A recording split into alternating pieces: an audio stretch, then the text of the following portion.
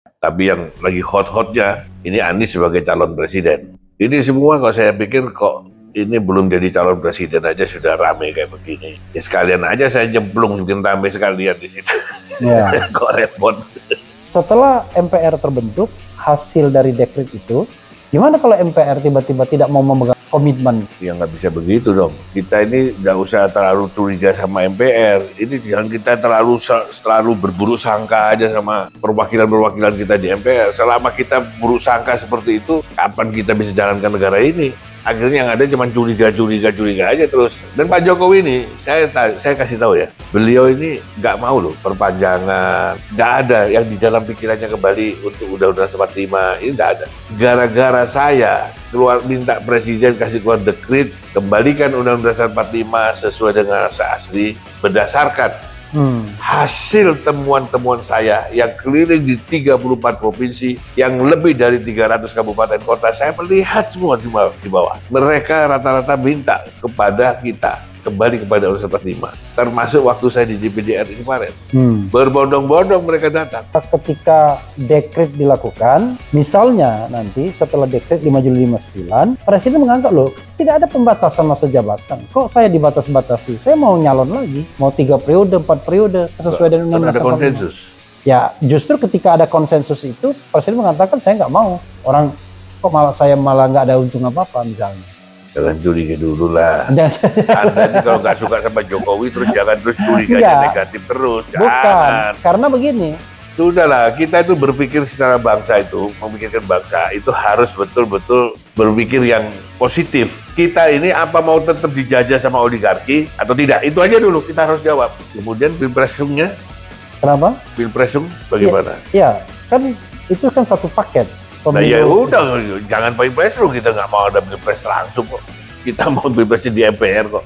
Oke, artinya kita intinya kita nggak mau ada pemilu yang melalui ala liberal. Kalau kita digiring-giring situ, Anda ini orang liberal ya.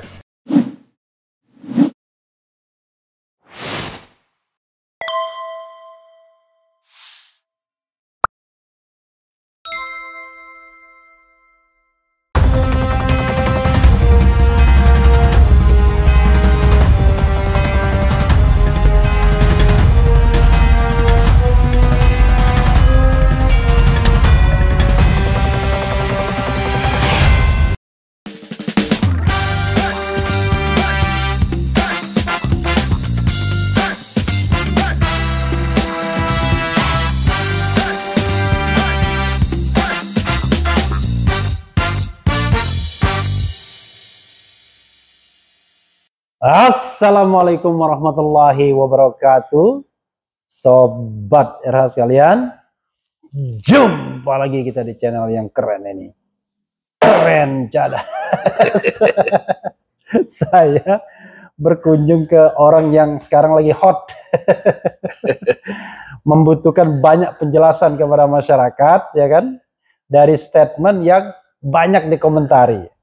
Salahnya sendiri karena yang berkomentar adalah Ketua Dewan Perwakilan Daerah, yaitu Pak Ketua kita Lanyala Mahmud Mataliti. Assalamualaikum warahmatullahi wabarakatuh, Pak Ketua. Waalaikumsalam warahmatullahi wabarakatuh. Jadi pertanyaannya langsung hot ini, tapi sehat ya? Ya, alhamdulillah. Alhamdulillah ya. Jadi kita di kediaman Pak Ketua ya, dan pertanyaannya adalah ada apa kemarin Pak Ketua? Ketika ngomong di Munas ya? Munas HIPMI bicara mengenai kembali ke Undang-Undang Dasar 45, dekret presiden, perpanjangan masa jabatan. Nah, mungkin bisa dijelaskan ke masyarakat. Jadi begini, sebetulnya kan saya ini kan pada saat itu kan hanya sebagai tamu ya, di mana di Munas HIPMI, tapi kok kebetulan dikasih panggung sama panitia untuk ya ngomong terserah lah, ngomong kebangsaan. Padahal sudah lama, sudah hampir 1 bulan saya lebih dari 1 bulan. Saya tidak pernah banyak komentar, saya banyak keliling aja. Ya. Tapi yang lagi hot-hotnya, ini Anies sebagai calon presiden. Ya. Ini semua kalau saya pikir kok ini belum jadi calon presiden aja sudah rame kayak begini. Ya sekalian aja saya jemplung bikin rame sekalian di situ. Ya. Kok repot. Saya ngomong, kita ini sedang mempersiapkan katanya kita ini mau kembalikan Undang-Undang Dasar 45 yang 18 Agustus 45 sesuai dengan naskah asli yang kemudian kita adendum. Ya. Nah, dari situlah dengan adendum inilah yang kita maksud supaya Pilpres itu nanti kembali di MPR. Ya. Kemudian kita sudah tidak menggunakan ala liberal lagi. Oke. Intinya cuma itu aja garis besarnya. Karena saya keliling sejak tahun 2019 saya selalu memandangkan masalah kembalinya Undang-Undang 45. Kemudian kita juga berjuang di PT 0%. Ternyata semua gagal, ya lebih baik kita kembalikan hulunya aja. Hulunya ini ya kita kembali kepada Undang-Undang 45, nanti kita baru atur. Sebetulnya ke situ aja. Oke, jadi kita tangkap satu Pak Ketua ya. Usul dari Ketua DPD adalah kembali ke Undang-Undang Dasar 1945, naskah Dekret 5 Juli 59 yang berasal dari naskah 18 Agustus 1945 yang ditetapkan oleh PPKI, Panitia Persiapan Kemerdekaan Indonesia. Berarti tanpa perubahan pertama, perubahan kedua, perubahan ketiga, dan perubahan keempat. Itu clear ya? Iya. Nah, cuma yang ditangkap masyarakat adalah Pak Ketua pada waktu itu seolah-olah memberikan angin untuk perpanjangan masa jabatan. Ada kata-kata bahwa ya udahlah Pak Jokowi bisa setahun 2 tahun lagi perpanjangan masa jabatan untuk menyiapkan adendum dan lain sebagainya. Oke, itu dulu yang diklarifikasi. Saya memang sengaja ngomong seperti itu. Kita ini kan orang timur, ya orang timur itu ya kita juga harus punya unggah-ungguh lah. Saya kan juga ngomong Pak Jokowi ini kan masa COVID 2 tahun belum bisa menampakkan prestasinya. Kenapa tidak kita kasih aja sebagai 2 tahun penggantinya, saya gitu kan. Itu kan hanya kita sebagai seorang timur, ya unggah-ungguhnya seperti begitu kan tidak ada masalah. Tapi inti permasalahannya, itu yang saya maksudkan adalah kita kembali kepada Undang-Undang Dasar 45 sesuai dengan naskah asli, kemudian kita adendum. Dari adendumnya inilah, sambil di adendum, kita silakan Pak Jokowi perpanjang 2 tahun, 3 tahun, tidak ada masalah. Kalau sudah adendumnya selesai, yang penting Pilpresnya di MPR. Coba didengar saya punya. Kan clear itu kan? Clear. Sama itu. Jadi intinya adalah Pak Ketua mengatakan kita kembali ke Undang-Undang Dasar 1945. Kapan itu kira-kira? Loh, ini kita sudah berjuang kok. Enggak, maksudnya dalam skenario Pak Ketua kapan kembalinya? Nah, yang bisa kembalikan siapa? Kan harusnya presiden, makanya saya usulkan melalui dekret. Oke, artinya kan kalau kita bicara dekret, ya bisa hari ini, bisa besok, bisa lusa kan? Iya. Namanya dekret kan? Namanya dekret. Nah, kan kalau kita lihat kata-kata Pak Ketua itu, presiden keluarkan dekret, lalu setelah dekret dikeluarkan, kemudian dibuat adendum. Kan begitu? Iya. Nah, dalam proses membuat adendum itulah, maka kemudian Pak Jokowi sambil menunggu, dia menunggu adendum selesai, maka Pak Jokowi kan bisa melanjutkan pemerintahannya sampai adendum selesai. Nah, kita tidak tahu adendum selesainya, barangkali bisa setahun, bisa 2 tahun, bisa 2 tahun, bisa 1 bulan, bisa 2 bulan. Jangan salah. Itu konstruksi berpikir Pak Ketua. Nah, orang persoalannya adalah begini Pak Ketua. Ini kan kita bicara skenario ya. Skenarionya adalah siapa yang bisa menjamin sebelum menjamin itu adendum itu apa kira-kira isinya? Nah, itulah yang kita melakukan konsensus. Konsensus bersama antara yudikatif, legislatif, dan eksekutif. Bersama social society, MPR, DPR, semua kita ajak, kita adendum. Itu konsensus. Artinya itu konsensus itu dari DPD nanti. Konsensus itu kan sebelum dekret kok. Sebelum. Kan kalau sudah dekret kan udah kadung. Iya, sebelum dekret. Sebelum dekret itu konsensus. Misalnya apa konsensus itu yang paling penting materinya? Yang paling gampang aja lah, posisinya DPD RI. DPD RI kan bubar kalau dekret kalau kembali kepada Undang-Undang Dasar 45. MK bubar. MK bubar. KY bubar. Nah, itu yang kita bicarakan. Bahwa ini tidak bubar, dia nanti disisa di mana, kayaknya bagaimana. Jadi termasuk DPD. Kalau DPD misalkan di dalam kita kembali kepada Undang-Undang Pasal 45 yang asli, DPD RI ini kalau dia masuk di utusan daerah, ini anak-anak nggak mau. Oke. Anggota DPD dia sudah merasa menikmati. Ya, kalau utusan daerah kan kerjanya cuma sekali dalam 5 tahun. Iya, nah makanya kan ada kita bikin konsep bahwa DPD ini adalah anggota DPR, sama mewakili rakyat. Coba kalau kita berpikir, DPD ini yang milih siapa? Kan rakyat. Yang milih DPD ini kan bukan wilayah. Padahal utusan daerah itu adalah mewakili wilayah. Nah kita DPD ini dipilih oleh rakyat. Nah inilah yang kita katakan bahwa kita ini DPD identik dengan DPR yang perorangan.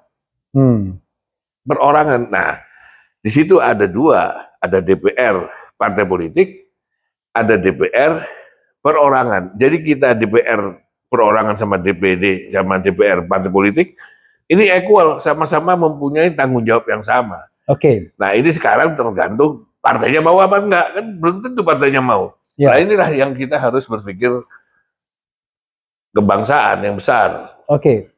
Artinya nanti sistemnya bukan lagi 2 kamar, 1 kamar. Jadi, kalau kita bicara Undang-Undang 45, apa ada 2 kamar? Iya kan, kita kan bicara adendum kan. Iya. Jadi kalau kita kembali kepada 45, sudah nggak usah kita bicara 2 kamar. Kita diberi contoh oleh hanya ada DPR saja. Iya. Lalu ada utusan golongan, ada utusan daerah. Iya, tapi kan itu kan cuma dalam 5 tahun sekali kan. Betul. Tapi kan dia mau tetap terwakili untuk milih presiden, dia mandataris MPR, kan dia mempunyai hak itu. Iya. Nah, sekarang pertanyaannya adalah berarti perseorangan tersebut nanti akan bisa ikut pemilu seperti tahun 55. Loh ya harus ikut dong. Ya, artinya nanti anggota DPR itu terdiri dari anggota yang berasal dari partai politik dan independen dan anggota yang berasal dari perseorangan. Saya membayangkan nih Pak Ketua.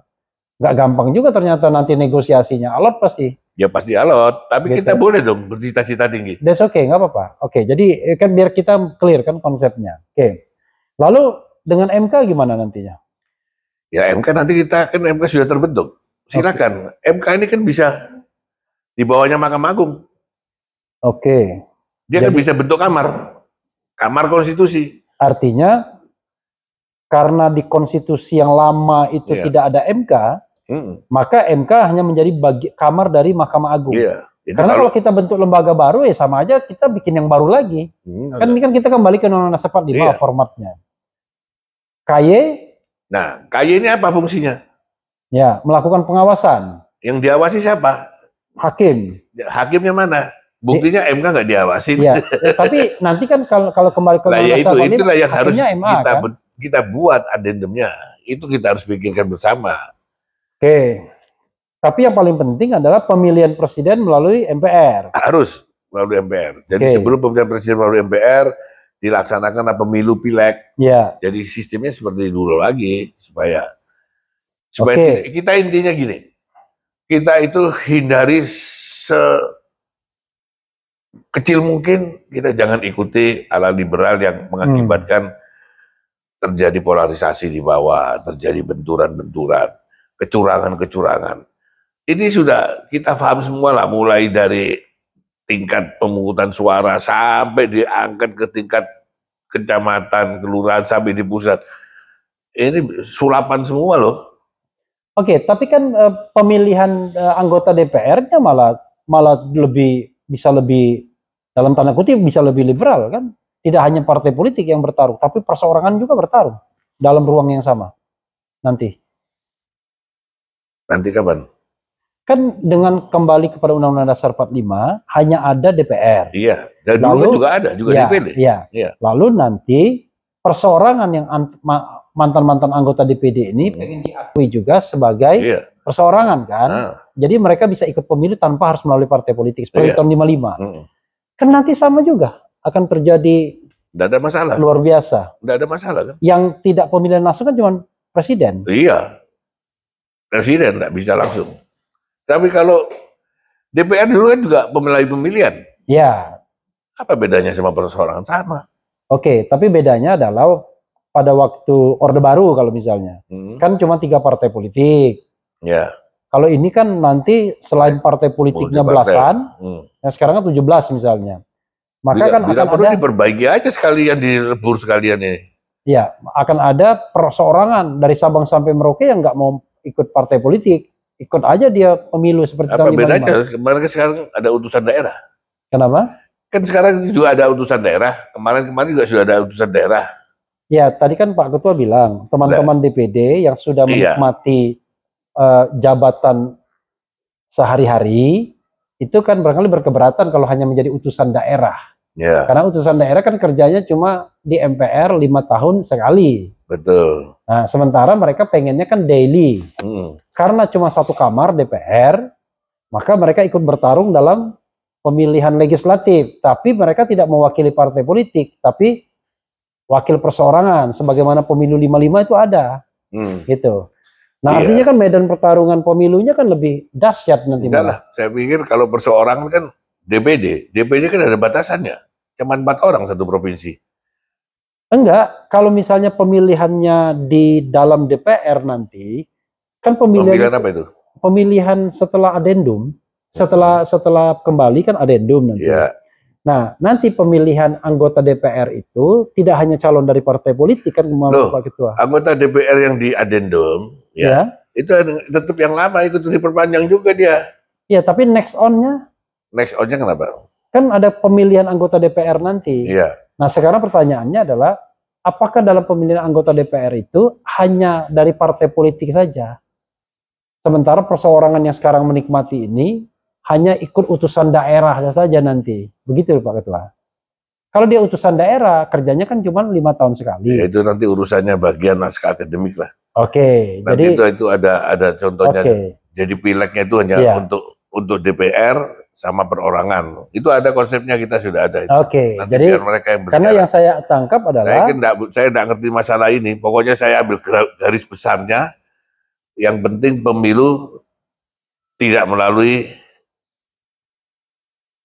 ala liberal lagi, supaya tidak terjadi polarisasi. Intinya cuma itu. Intinya adalah nanti ada pilek, jadi ada partai politik yang ikut, ya kan?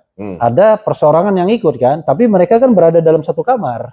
Iya, satu kamar. Kamarnya tetap 2 fraksi. Sebenarnya sih itu tergantung sistem pemilunya sih. Nanti udahlah itu pembicaraan teknis sistem pemilunya. Jadi kan sistem pemilunya itu ada yang seperti Filipina misalnya mix member macam-macam. Itu konsep pertama. Ada lagi konsep yang kedua bahwa DPD itu kembali kepada utusan daerah ya sama dengan DPD ini. Ya sudah. Nama. Ada juga seperti itu. Kalau utusan daerah kan artinya dia kerjanya cuma 5 tahun sekali.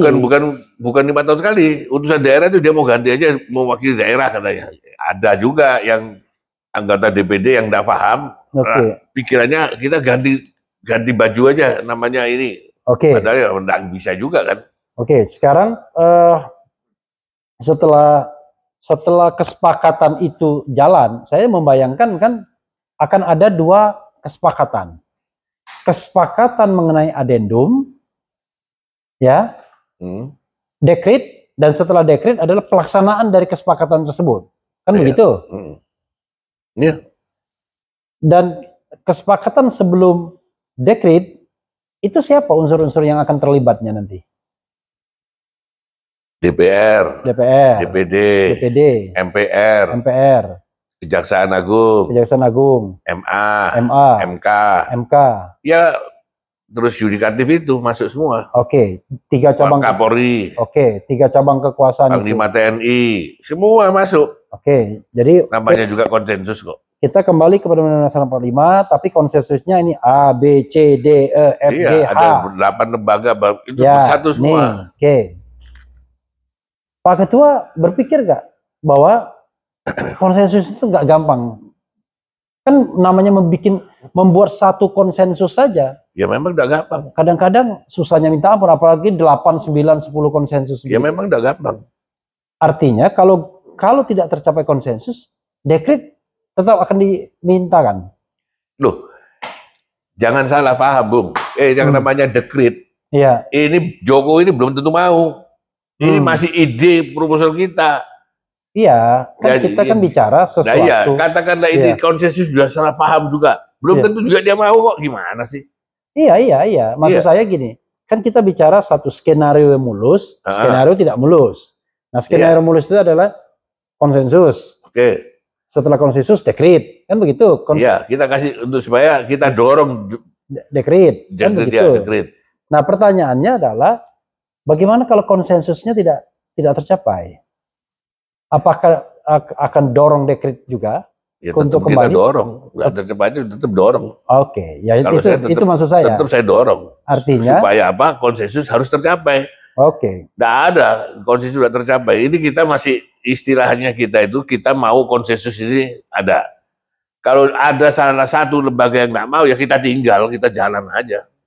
Oke, Gitu jadi aja. intinya adalah konsensus itu harus ada berapapun yang menyepakatinya, kan kira-kira begitu. Kalau nggak sepakat tinggal. Iya. Oke. Ini untuk rakyat ya, untuk bangsa loh ini. Lalu kemudian dimintakan dekret sama presiden. Nah, setelah dekret itu belum tentu mau loh ya, jangan salah. Kita berharap bahwa ini skenario kan. Oke, justru saya nanti tanya dekret. Setelah dekret kan laksanakan adendum, ya kan? Pertanyaan saya, Pak Ketua, kalau sudah dekret 5 Juli 59 seperti dekret 5 Juli, ya kan? Seperti PPKI, ya.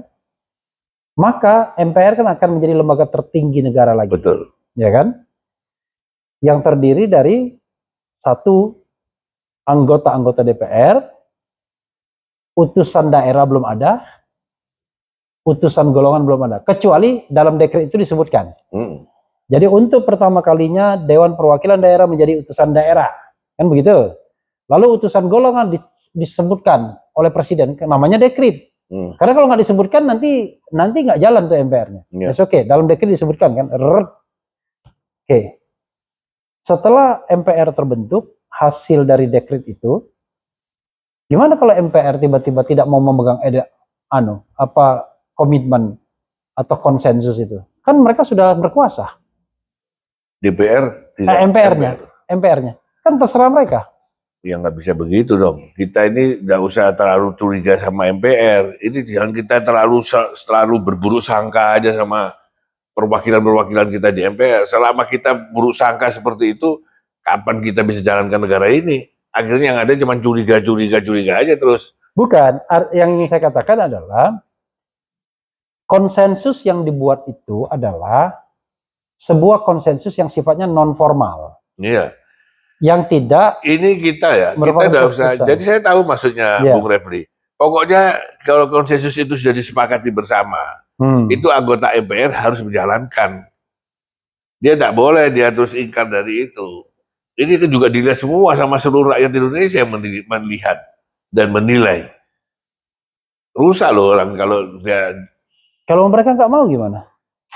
Ya harus mau. Harus mau gimana nggak mau. Rakyat kan tahu sendiri ya. Rakyat jangan diem aja. Oke. Jangan seperti apa duduk di rumah. Salah satu konsensusnya adalah apakah memang tidak ada pembatasan masa jabatan presiden? Nah, sekarang itu kan sudah pasti pembatasan sudah jadi. Ya, tapi kalau kembali kepada Undang-Undang Dasar 45, naskah 5 Juli 59, naskah PPKI juga, itu kan tidak ada pembatasan masa jabatan. Di dalam konsensus itu sudah dibatasi. Oke, artinya kan konsensus masuk pembatasan. Loh, iya dong. Artinya nanti pada pemilihan pasca dekret, ya kan, Presiden Jokowi nggak boleh lagi nyalon. Ya pasti lah, di dalam konsensus kan ada. Ya. Jadi pasti lah. Dan Pak Jokowi ini, saya kasih tahu ya. Iya. Sebetulnya beliau ini nggak mau loh perpanjangan. Nggak ada yang di dalam pikirannya kembali untuk Undang-Undang 45, ini nggak ada. Dia normal-normal aja pemilu 2024.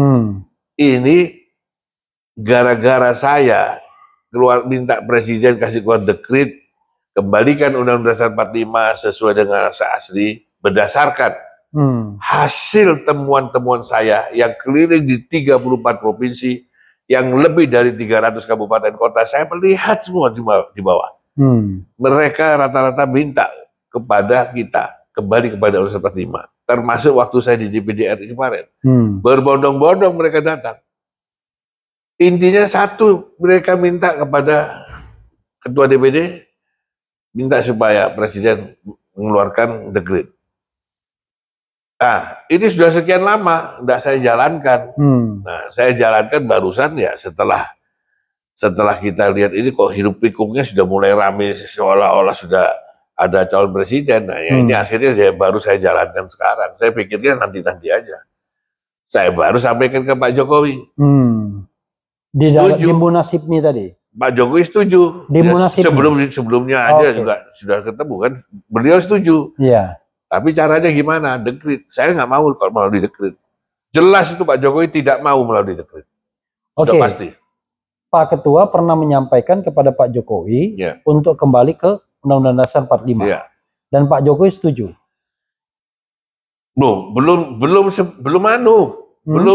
Belum sama sekali dia mau setuju, mau tidak, belum. Ini pokoknya dia, kan kita minta melalui dekret. Dia belum mau. Oh iya, tapi maksudnya ide untuk kembalinya itu dia setujui? Oh, semua setuju. Mungkin tidak setuju. Artinya kan ada dua. Sudah ketemu sama saya. Ketemu di DPD. Pak Jokowi ya? Watim-pres yang ketemu sama saya. Oke, artinya mereka setuju kembali ke Undang-Undang Dasar 45, tapi caranya tidak melalui dekret. Ya. Intinya itu. Oke. Nah, kalau nggak melalui dekret, Bung Refli kan ahli tata negara, coba cariin saya jalan. Gimana caranya? Ya, MPR lah. MPR bagaimana caranya MPR? Ya, MPR yang kemudian kembali kepada Undang-Undang Dasar 45. Caranya? Oh, MPR ini bagaimana dia mengembalikan Undang-Undang Dasar 45? Oh, dia ini bukan lembaga tertinggi negara? Nggak bisa, karena kan di dalam konstitusi kita mereka masih lembaga pembentuk undang-undang dasar. Nggak bisa, dia lembaga tinggi negara, Bos. Iya kan, itu kan keyakinan Pak Ketua. Tapi kalau saya mengatakan karena dia lembaga konstitusi, lembaga pembentuk dan pengubah undang-undang dasar, dia masih punya kewenangan itu, gitu. Jadi cobalah nanti kita lihat. Jadi kalau kita bicara mengenai perubahan konstitusi itu, kan dua, ada perubahan yang normal, ada perubahan yang perubahan konstitusional, ekstra konstitusional. Kalau perubahan konstitusional kan melalui MPR, melalui sepertiga anggota DPR, pengusulan anggota MPR, pasal 37 itu kan? Ya, pasal 37 kan. Nah, itu normal. Baik mengamandemen maupun sama sekali totally berubah. Itu bisa dilakukan oleh MPR. Tapi kalau melalui yang ekstra konstitusional ya tadi dekret, jalan tol, jalan cepat. Kalau saya rasa yang kayak gitu nggak mungkin mau, partai belum tentu mau. Ya itu kan persoalannya. Iya, gitu. Partai penikmat tuh. Gitu. Iya, partai yang menikmati kan. Nah, itu. Sekarang jangankan kembali ke Undang-Undang Dasar 45, presidensial threshold aja nggak mau. Nah makanya. Nah ya ini satu-satunya jalan ya kita ini minta Pak Jokowi mengeluarkan dekret. Makanya semua rakyat Indonesia saya galang semuanya kalau memang minta dekret kasih dukungan dong sama presiden dari rakyat minta dekret. Begitu itu TNI Polri juga harus dukung supaya presiden tidak ragu-ragu. Kan khawatir juga presiden nanti tahun-tahunnya kasih keluar dekret seperti Gus Dur. Ya. Nah makanya saya keliling ini mau buktikan sama Pak Jokowi sendiri bahwa rakyat ini yang meminta. Saya yakin Pak Ketua bahwa memang rakyat ingin sekali adanya dekret kembali kepada Undang-Undang Dasar 45. Ya lihat aja nanti. Kalau saya bilang saya yakin apa aku yakin. Karena sudah ada janji kok, sudah ada bukti saya. Saya di Kerajaan Nusantara kemarin di Aceh, mereka jelas ada maklumatnya diserahkan sama saya. Terus nanti mereka mau datang sini juga sudah jelas, karena mereka semua loh yang minta. Dan kurang yakinnya apa? Mereka yang pemegang saham. Saya cuma berpikir adalah ketika dekret dilakukan, kan dalam politik itu kan nggak ada makan siang gratis tuh Pak Ketua, ya kan? No free lunch. Misalnya nanti setelah dekret 5 Juli 59, setelah dekret itu seperti 5 Juli 59, kan Presiden menganggap loh tidak ada pembatasan masa jabatan. Kok saya dibatas-batasi? Saya mau nyalon lagi, mau 3 periode, 4 periode, sesuai dengan Undang-Undang Dasar 45. Konsensus. Ya justru ketika ada konsensus itu Presiden mengatakan saya nggak mau. Orang kok saya malah nggak ada untung apa-apa misalnya. Jangan curiga dulu lah. Jangan- Anda ini kalau nggak suka sama Jokowi terus jangan terus curiganya Enggak. negatif terus. Bukan, Jangan. karena begini. Sudahlah, kita itu berpikir secara bangsa itu, memikirkan bangsa itu harus betul-betul berpikir yang positif. Kita ini apa mau tetap dijajah sama oligarki atau tidak? Itu aja dulu kita harus jawab. Ya oke. Nah, kalau kita nggak mau jajah oligarki, ya kita Oke, harus. saya kemudian, ini perdebatan, perbincangan mengenai kembali ke Undang-Undang Dasar 45. Ya. Saya skip dulu. Saya ingin soal bicara tentang instrumen pemilu. Pertanyaan saya, kenapa Pak Ketua nggak percaya pemilu 2024 atau instrumen pemilihan langsung itu? Bagaimana mau percaya? Ya, Datanya saja, ya, saya sudah punya data. ya, Loh, datanya Kemenkes berbeda, statementnya berbeda, Kemensos berbeda, Kemendagri berbeda, Dukcapil berbeda, BPS beda. KPK aja ngomong 16,7 juta dan data tanpa NIK. Itu Ya. siapa? Lah ini selesaikan dulu dong. ya. Kan Itu. artinya ya disuruh selesaikan. Kenapa pemilunya yang dibubarin misalnya? Orang mengatakan. Loh, udah ada. Saya udah bilang pemilu dibubarin. Enggak, Pemilunya dikembalikan dulu. Kan kembali dulu Undang-Undang 45. Enggak, maksudnya kita bicara skenario yang tidak kembali ke Undang-Undang Dasar 45. Oke. Kan Pak Ketua mengatakan gini, kembali ke Undang-Undang Dasar 45 juga, sepertinya nggak mudah juga kalau lihat jalan yang ditawarkan Pak Ketua kan? Makanya itu Gitu. yang saya terus akhirnya saya suruh perpanjang aja. Gitu. Nah, sekarang pertanyaannya adalah pemilu sudah di depan mata, yaitu Februari 2024. Ya. Persoalan dengan pemilu adalah, ya saya pun sudah mengatakan potensi kurang, potensi curangnya banyak banget. Nah iya, kalau sudah tahu gitu kok mau diterusin?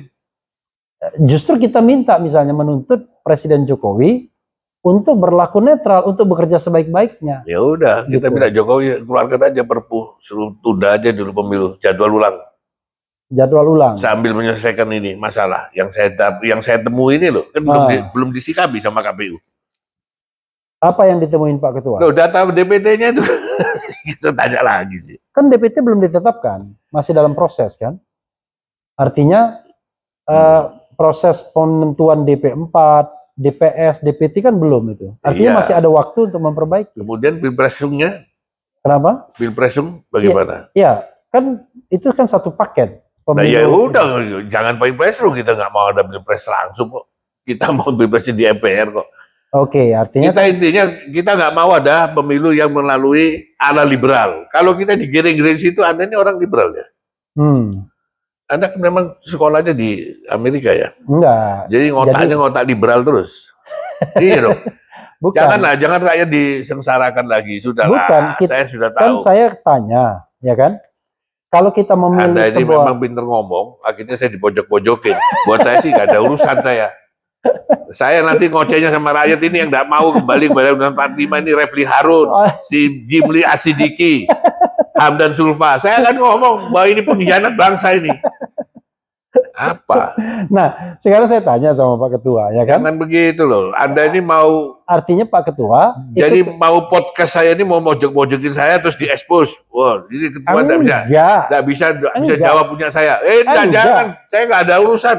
Saya justru pengen Iya. Pak Ketua firm kan, yang diinginkan Pak Ketua itu kembali kepada Undang-Undang Dasar 45 dan tidak ada pilpresung kan begitu? Tidak ada pilpresung, Gitu. Undang-Undang 45 harus kembali. Nah, kan dua poin itu. Iya dong. Nah, sama perangkatnya diperbaiki. Ya, cuma saya mengatakan kalau kita bisa menuju ke sana itu kan bukan sesuatu yang mudah gitu loh. Oh iya, itu kan ukuran manusia. Iya. Sama dulu itu, untuk merusak Undang-Undang 45 itu kan tidak gampang. Mulai 99 sampai 2002, tidak gampang. Tapi akhirnya rusak juga toh. Nggak berpikir toh yang merusak itu bahwa 20 tahun kemudian itu rakyat tambah susah. Negara kita dirampok begitu aja sama oligarki. Kita nggak mau lagi, nggak mau, nggak ada di dalam perasaan kita. Ya keterlaluan kalau nggak ada perasaan itu. Iya Pak Ketua, jadi gini, kita kan selalu bicara mengenai hal yang terkait dengan masalah bangsa ini. Ya. Apakah Pak Ketua yakin bahwa satu-satunya masalah bangsa ini hanya karena kita memakai Undang-Undang Dasar plus amandemen itu? Ataukah tidak ada terkait dengan kepemimpinan atau hal-hal lain? Oh, kepemimpinan yang ada sekarang ini itu terkunci dengan konstitusi. Saya tidak pernah menyalahkan Jokowi dengan sikap yang sekarang ini. Karena apa? Itu Undang-Undang Dasar 2002-nya seperti itu kok. Salah sendiri. Kenapa dikasih seperti itu? Dia kan menjalankan konstitusi aja. Coba kita kalau menggunakan seperti tahun 1945, tidak akan begini. Yang menikmati semua ini kan zamannya SBY sama zamannya Jokowi. Apa yang membedakan misalnya presiden yang dipilih melalui MPR dengan presiden yang dipilih melalui pemilihan langsung? Apa yang membuat tiba-tiba Pak Ketua berpikir, kok yang sekarang terkungkung? Kalau yang dulu enggak, misalnya. Kalau presiden pemilihan langsung, yang mewakili di dalam MPR itu kan ada utusan golongan, utusan DPR, kerajaan, semua ya kan? Kalau yang melalui MPR. Ya. Kalau yang langsung, ini duit yang bergerak, dan saya lihat dengan mata kepala sendiri. Jadi akhirnya, siapa yang ngasih duit, dia yang dipilih. Oke, itu kan... Akhirnya begini. Oke, itu kan pemilihan yang langsung, kan? Akhirnya ini kualat sama The Founding Fathers, pendiri bangsa. Makanya pendiri bangsa itu tidak mau. Jangan kita gunakan pemilihan ala Barat, ala Timur. Sudahlah, kita kembali kepada demokrasi Pancasila. Tapi kan anggota DPR tetap dipilih juga. Tadi bahkan mau ditambah perseorangan. Emang kenapa? Ya kan pemilihan langsung juga, apa bedanya? Itu kan bukan presiden. Kan sama aja. Kalau kita bicara, nggak sama presiden sama anggota DPR. Artinya kalau kita bicara misalnya... DPR itu mewakili rakyat melalui partai politik. Dan perseorangan tadinya. Perseorangan kan? Itu pribadi. Ya udah. Beda. Kan, kalau kita bicara kecurangan misalnya Pak Ketua, kan kecurangan tidak hanya pemilihan presiden, tapi pemilihan legislatif juga iya. Gitu. Kalau kita bicara kecurangan, gitu. Pemilihan anggota DPR ya curang, pemilihan anggota DPD ya curang. Artinya kan itu konsekuensi dari pemilihan langsung yang sampai sekarang belum kita bisa perbaiki. Ya kalau curang paling nggak pemilihan presidennya nggak curang kan bagus. Oke. Demokrasi Pancasila bagaimana? Iya. Pileg ada di MPR juga, kenapa? Jadi yang jadi masalah adalah ketika kita kembali kepada pemilihan oleh MPR, dalam sejarah Orde Baru dan Orde Lama, kan belum ada. Belum pernah pemilihan. Sama Anda ini intinya mau berideologi Pancasila atau ideologi lain dulu? Jawab dulu. Ideologi Pancasila. Oke, kalau ideologi Pancasila nggak ada yang namanya coblos-coblosan, itu liberal. Nah, itu berbeda saya, karena itu kan perdebatan panjang juga. Tapi kan saya kan tidak dalam rangka membantah Pak Ketua. Saya hanya mengatakan bahwa saya ingin bertanya pada Pak Ketua, kembali kepada MPR, kan belum ada sejarahnya, ada pemilihan presiden melalui MPR.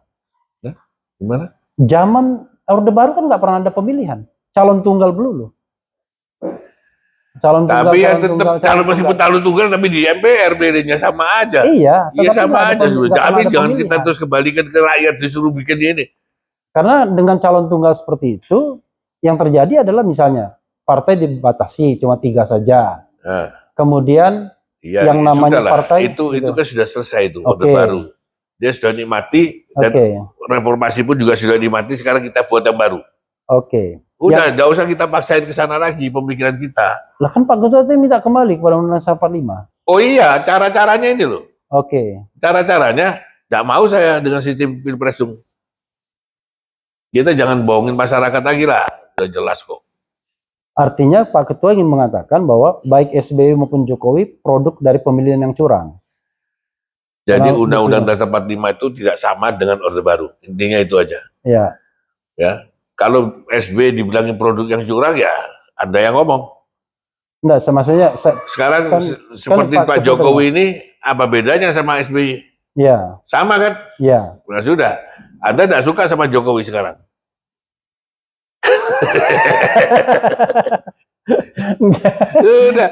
Sudah kita ini bukan Anda datang sini untuk klarifikasi, bukan terus mau mendikte saya, mau saya ini bukan mahasiswanya Anda loh, Anda profesor, saya ini orang goblok nggak ngerti masalah hukum, jangan diuber-uber itu, Pemikiran saya itu seperti ini. Jangan terus Anda masukkan pikirannya Anda ke saya. Oke. Nggak bisa. Oke, kalau gitu biar kita konsisten ya. Coba, saya tidak akan mendebat. Ya. Pemikiran Pak Ketua satu apa? Kembalikan Undang-Undang 45. Ya. Batalkan, bukan batalkan pemilu 2004, tunda dulu. Tunda pemilu 2004. 2024 dijadwal ulang. Selesaikan dulu sistem pemilunya. Oke, kedua. Supaya Pilpres itu tidak ada di sana, yang ada hanya pileg aja. Oke, dua. Terus materinya pun juga harus, DPT-nya harus diperbaiki. Itu. DPT diperbaiki. Iya dong, harus. Karena sampai sekarang nggak jelas DPT-nya gimana. Ya, sebenarnya kan ide dari Pak Ketua itu kan kembali kepada Undang-Undang Dasar 45, pemilihan presiden melalui MPR. Itu kan sebenarnya. Iya. Gitu. Benar. Walaupun yang ditanyakan kemarin ada apa kok ada perpanjangan? Nah ya perpanjangan itu karena mereka membuat adendum. Ini kan rusak semua. Saya punya program gara-gara uber sini. Ya. Loh saya ini nggak ngerti hukum. Kan saya maksud kita kembali kepada Undang-Undang Dasar 45, kemudian di adendum. Nah Jokowi silakan perpanjang 2 tahun 3 tahun. Tugasnya dia menjaga dia adendumnya ini. Sambil dijaga dia perpanjang. Tapi kalau memang waktunya bisa cepat, kenapa tidak gitu loh? Ya, jadi saudara sekalian clear ya. Jadi mengembalikan Undang-Undang Dasar 45 dengan adendum itu kan butuh waktu. Tidak bisa saatnya begitu dekret langsung keluar kan enggak kan? Iya. Ya, jadi tidak gitu. Nah disitulah diperbaiki semuanya itu gitu loh. Jadi maksudnya perpanjangan saya itu kan yang diuber sama rakyat ini kan itu perpanjangan kita sudah tidak suka sama Jokowi kok diperpanjang. Bukan, kita kasih tahu bahwa perpanjang itu untuk awal adendum. Itu. Iya, jadi saudara sekalian, apa yang diusulkan oleh Pak Ketua DPD, pertama, jadi biar jelas ya ke masyarakat. Pertama, kita kembali ke Undang-Undang Dasar 1945. Naskah 5 Juli 59 yang merupakan reinstallment dari naskah 18 Agustus 1945 yang disahkan atau ditetapkan PPKI 1. Yang kedua, sebelum sarananya adalah dekret presiden, gitu kan? Sarananya adalah dekret presiden. Tapi sebelum Presiden Jokowi mengeluarkan dekret presiden, maka terlebih dulu dibuat konsensus bersama. Konsensus itu melibatkan 3 cabang kekuasaan sekaligus. Jadi dari cabang kekuasaan eksekutif, legislatif, yudikatif. Dari cabang kekuasaan eksekutif tidak hanya presiden yang terlibat, tapi juga Jaksa Agung, Kapolri, Panglima TNI, dan lain sebagainya. Nah, dalam konsensus itu, kalau mereka tidak bulat, kan tadi kan, ditinggal, tetap dimintakan dekret kembali 5 Juli 59. Tapi inti dari dekret 5 Juli 59 itu, dekret presiden itu adalah one thing for sure, pemilihan presiden itu tidak lagi langsung. Tidak ada yang namanya pemilihan presiden secara langsung, tapi pemilihan melalui Majelis Permusyawaratan Rakyat. Tetapi hal yang perlu diketahui juga adalah salah satu materi konsensus itu adalah pembatasan masa jabatan presiden. Ya pasti itu. Ada pasti kan? Nah, untuk menyiapkan adendum yang merupakan konsensus itu, maka dipersilakan Presiden Jokowi untuk memperpanjang masa jabatan tidak sampai 2024, tetapi sampai adendumnya itu selesai. Ya, bukan dipersilakan, kita itu minta. Kalau persilakan, oke lah. Kita minta Jokowi menjaga sampai adendum selesai. Oke. Kalau bilang persilakan nanti orang marah lagi sama saya. Iya, Presiden Jokowi diminta mengawal sampai selesai. Adendum itu selesai. Ya. Di mana? Dalam waktu 2 tahun, mungkin 2 Tapi tahun. kalau bisa lebih cepat kan 3 lebih baik. tahun. Kalau lebih cepat lebih baik. Yang pasti tidak ada istilah 3 periode, tidak ada. Nah, yang pasti 3 periode tidak ada. Tidak ada. Itu saudara sekalian. Itu kalau Pak Jokowi mau. Ya, tapi kan belum kita tentu mau loh. Iya, kita kan bicara mengenai skenario kan. Iya. Namanya skenario kan sama saja seperti saya mau pulang hari ini. Tapi kan kalau Tuhan tidak mengizinkan nggak pulang kan. Kira-kira sama aja. Hal yang gampang pun tergantung juga. Ya kita berdoa. Pak Ketua, ada yang mau ditambahkan lagi? Tambahkan lagi. Oh, tadi DPT diperbaiki. DPT harus. Ya, DPT harus diperbaiki. DPT berapa? Ini pertanyaan data dari Kemenkes coba. Saya punya catatan sendiri itu. Ya. Sampai terus ini saya sampai heran-heran ini. Ini kok didiamkan aja sama KPU. Kita sudah pernah ngomong. Tapi sampai sekarang kok belum ada kabar ya. Malah yang ada sudah masuk. Belum lagi sudah protes-protesnya partai-partai ini kan banyak ini. Datanya dari Kemenkes beda, Kemensos beda, Kemendagri beda, dari Dukcapil beda, dari BPS beda.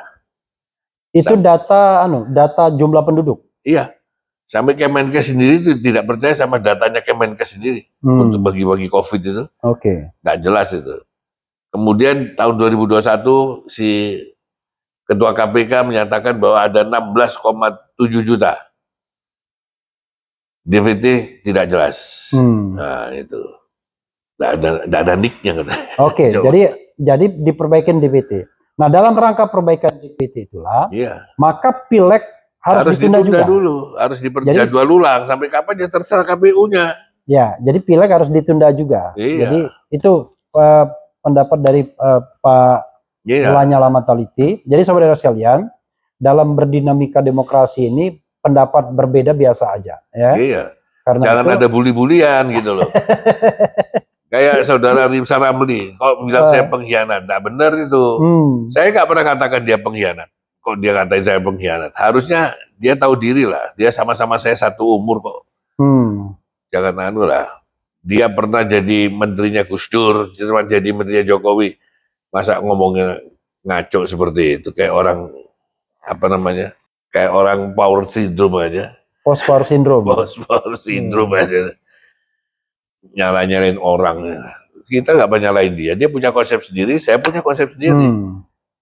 Kita jalan sama-sama berjuang. Kita ditarung. Dia bikin ngadu-ngadu sama saya. Berarti dia ngajak kita tarung untuk kita nih waras. Saya nggak mau ladeni aja. Biarin aja, biar anak-anak aja bahasa yang ladeni yang bangsanya Faisal Assegaf aja, nggak saya orang pakai gitu itu, bukan saya. Pak Ketua, silakan Pak Ketua nyampaikan closing statement, hal-hal yang barangkali belum pernah disampaikan kepada pemirsa atau Sobat RH. Saya berharap kepada pemirsa RH, mudah-mudahan kita berdoa bersama-sama agar Pak Jokowi diberi hidayah, inayah, dan kekuatan untuk memimpin bangsa ini, dan diberi petunjuk oleh Allah Subhanahu wa Ta'ala agar mau mengeluarkan dekret menjadi keputusan kita agar Indonesia kembali jaya seperti semula. Jadi intinya bahwa kita jangan lagi dikuasai oleh oligarki, dijajah oleh oligarki. Kita sudah harus kembali lagi ikuti demokrasi Pancasila. Terima kasih. Ya, Sobat RH sekalian, itu tadi dari Ketua DPD Lanyala Mahmud Mataliti, ya. Orangnya memang lemah lembut.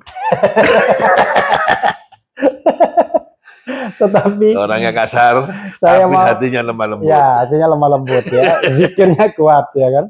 Tetapi apapun itu, saya menghargai perbedaan pendapat ya, karena itu kan bagian dari dinamika demokrasi. Bahkan saya mengundang siapapun yang misalnya berkeberatan dengan katakanlah statement di RH Channel, protes, ya marilah diberikan kesempatan untuk menyampaikan hal-hal yang barangkali kurang lengkap disampaikan ke publik. Jadi biar publik memahami secara utuh. Dan sekali lagi Pak Ketua, ini tidak akan ada potongan-potongan ya.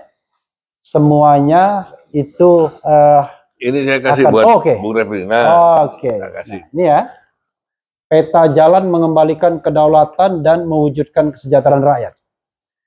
Nanti ini akan dibagi-bagikan. Saya bacakan beberapa bagian dari ini ya. Tapi intinya adalah silakan kita mencari jalan yang terbaik bagi negara ini. Dan satu hal yang saya paling setuju dari Ketua MK tadi, Ketua DPD tadi adalah kita memang jangan lagi dibelenggu oligarki. Karena itu ya demokrasi rakyat, demokrasi Pancasila yang harus dimenangkan. Itu saja saudara sekalian. Wassalamualaikum warahmatullahi wabarakatuh. Salam warahmatullahi Lamban.